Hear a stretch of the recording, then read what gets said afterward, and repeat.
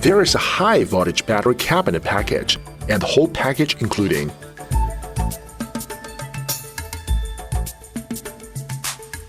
Before installing, please read the user manual of the battery cabinet installation carefully and follow the system installation as guided. The cabinet which is placed on the bottom needs to remove the screws for wall mounted.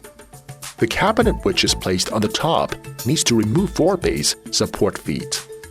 Open the cabinet and remove the 2 waterproofs of the through holes. After completing the above steps, stack up the battery cabinets.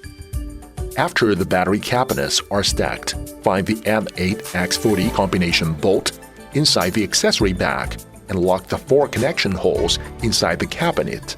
Move the battery module into the cabinet one by one. Tighten the battery module into the battery cabinet by screws one by one. Connect the power cable between battery modules in series connection. Connect the communication cable between battery modules. The power and communication cable should go through the holes of 2 battery cabinet to connect the other battery module. The whole battery cabinet is completed.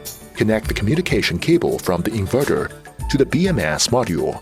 Connect the ground cable and connect it to the bottom cabinet.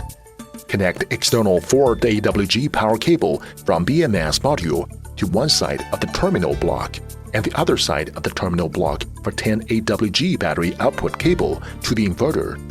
As illustrated, the power cable of the battery system connects with the internal block and finally go to the inverter. Finally, you can see the whole battery system.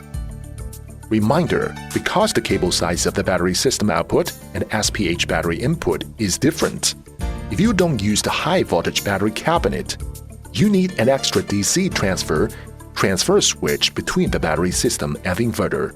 The DC transfer switch should meet the specification: voltage greater than 600 VDC and current greater than 50 ampere.